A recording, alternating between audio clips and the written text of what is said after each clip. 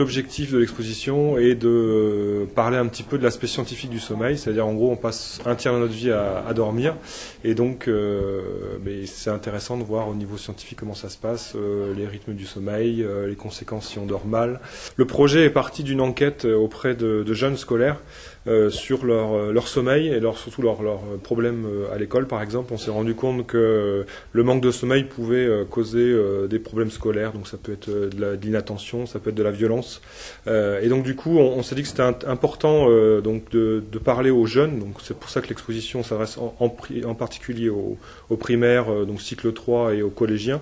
C'est important de leur expliquer qu'il est important de dormir, parce que derrière le manque de sommeil, il y a un dérèglement physiologique, physique, qui peut amener donc à un échec scolaire, à des problèmes de violence à l'école et donc du coup les gêner dans leur vie de tous les jours. Pour les adultes, on a un test qui s'appelle le test d'Epworth, donc qui est un test qu'on va distribuer à l'entrée de l'exposition. Quelques questions très simples et en fonction du résultat du test, on peut voir si on a des problèmes ou pas de sommeil et en fonction aller consulter un médecin. Donc cette exposition elle a été réalisée en partenariat avec le laboratoire du sommeil, donc qui est à Toulouse, au CHU à Rangueil.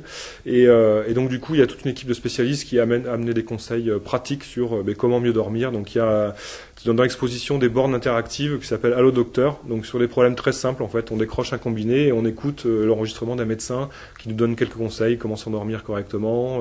Les conseils avant de dormir, c'est lire un livre, c'est ne pas boire de boissons trop alcoolisées, de pas boire de café. C'est aussi des conseils tout bêtes, mais en fait on n'y pense pas forcément et du coup on passe à côté d'une nuit de sommeil très récupératrice.